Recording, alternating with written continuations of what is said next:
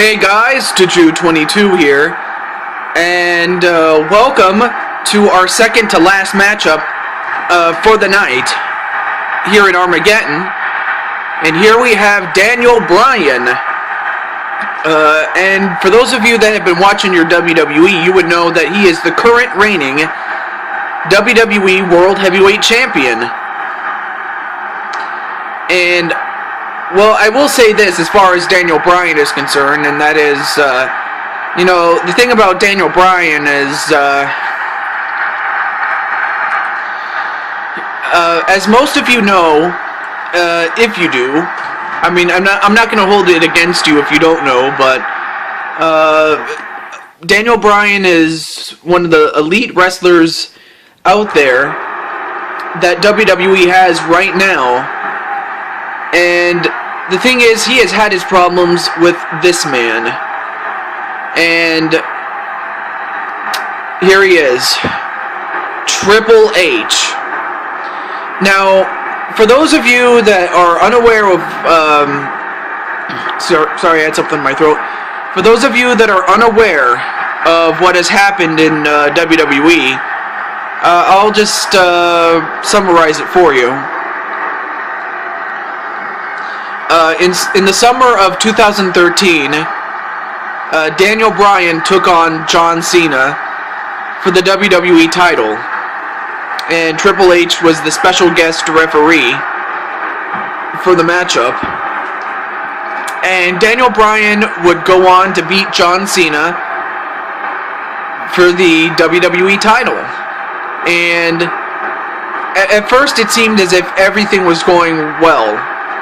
And then Randy Orton shows up, and Randy Orton at that time was Mr. Money in the Bank, and without warning, Triple H decided to give Daniel Bryan a pedigree.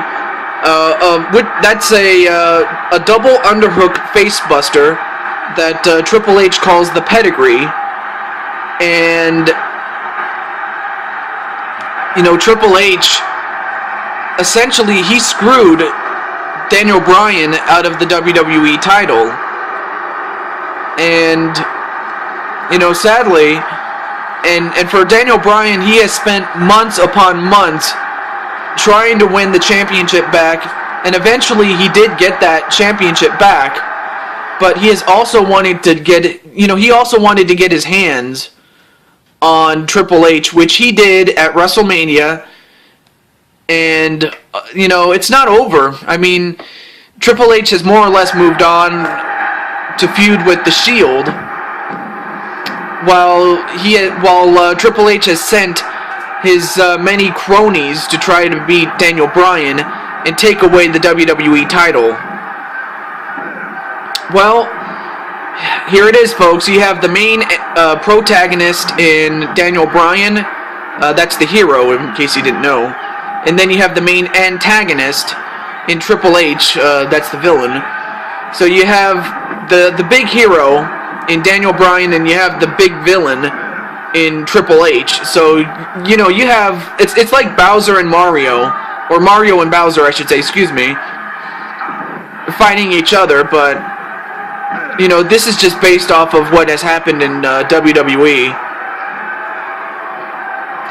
And Daniel Bryan would love nothing more than to beat Triple H inside Hell in a Cell. So there's nowhere to run, nowhere to hide for Triple H. Although Triple H claimed earlier in the night that Daniel Bryan was the one that wouldn't have a chance to run or hide. Well, I don't think Daniel Bryan is going to run or hide from anybody. In fact, it was Daniel Bryan that wanted this match. And as much as Triple H claimed he wanted it, I don't think he wants any of Daniel Bryan, that's for certain. But with that said, and without... I gotta slow down. With that said, and with that out of the way, let's get on with this matchup here.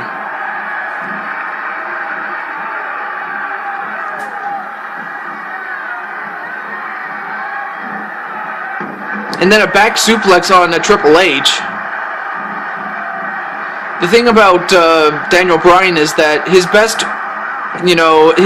form of attack is to simply attack. You just want to go after the game. You don't want to give Triple H a chance to catch his breath, and you don't want to let him dictate the pace, because if you do that, if you allow Triple H to think, then, Triple H is going to systematically take you apart. And if you are the game, you want to slow down Daniel Bryan and then do what you want to do, or rather do what you do best, and that's slowly but surely beat people up. And that's exactly what Triple H has to do. So now Triple H has taken control of this match, but just as I say that, Daniel Bryan gets up and delivers a running elbow onto Triple H. So, really the best way of attack for Daniel Bryan, as I said before, is attack, attack, attack. You have to be relentless against someone who can be just as relentless as Triple H is.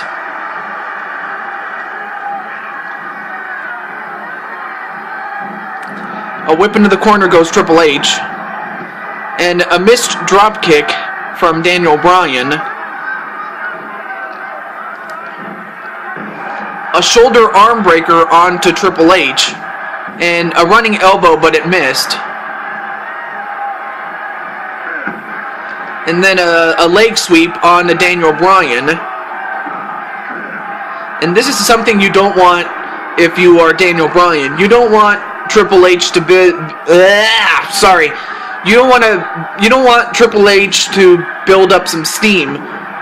Instead, you want to do moves like that, which is take away the arms.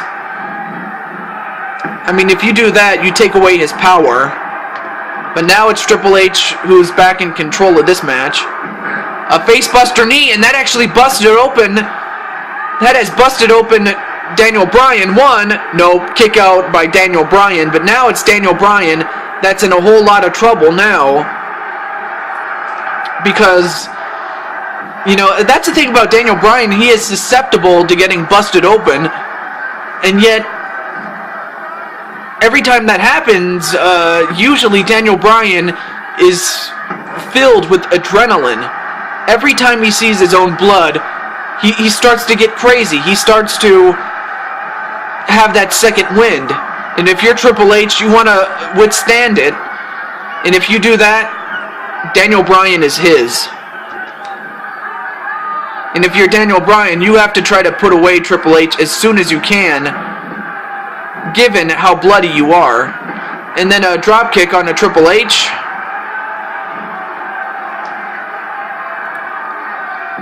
Another takedown. And then another knee right to the arm of Triple H.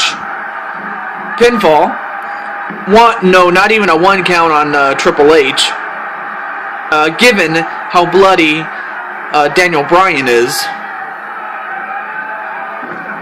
A back elbow onto Daniel Bryan. Thrown over the top rope. And a suplex back inside the ring for Daniel Bryan. And Bryan is pissed, although he got taken down with a clothesline by Triple H. And then whipped into he got whipped into the referee. And to follow it up, Triple H took him down with a clothesline.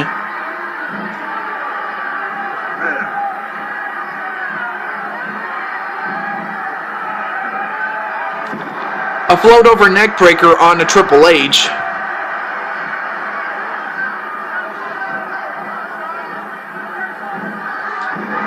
And then another shoulder arm breaker.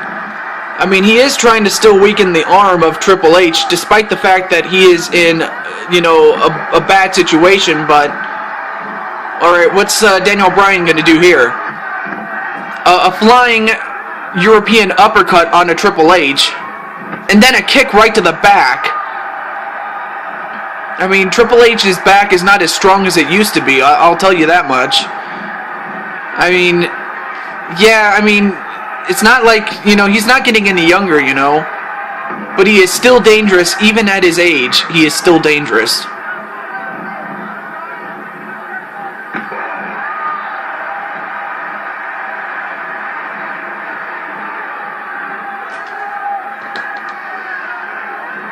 And then, well, I was going to say he was whipped into the corner, but he actually got ran into by the referee.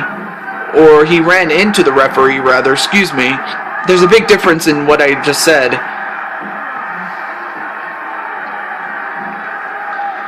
I mean, Daniel Bryan, like I said, he's in bad shape, but... Uh-oh, this is... Yeah, I mean, this is going to do it if he hits this. Pedigree onto Daniel Bryan, and that's got to do it.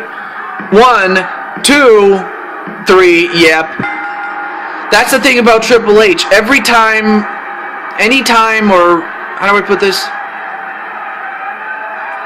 Yeah, every time, you know, or not every time, but any time that he hits the pedigree, it's usually over for his opponent. So, I mean, that's the one move you want to avoid, you know, if you're Triple H's opponent. But, you know, Triple H has won many matches with the pedigree, and he did just that against Daniel Bryan. And Daniel Bryan, I mean, he brought it to Triple H, but it was not enough. I mean, Triple H, he withstood the storm early on in the match and was able to land the pedigree and win the matchup. So for Triple H, it's a big win. But folks, we still have the main event coming up, and that's coming up right after this.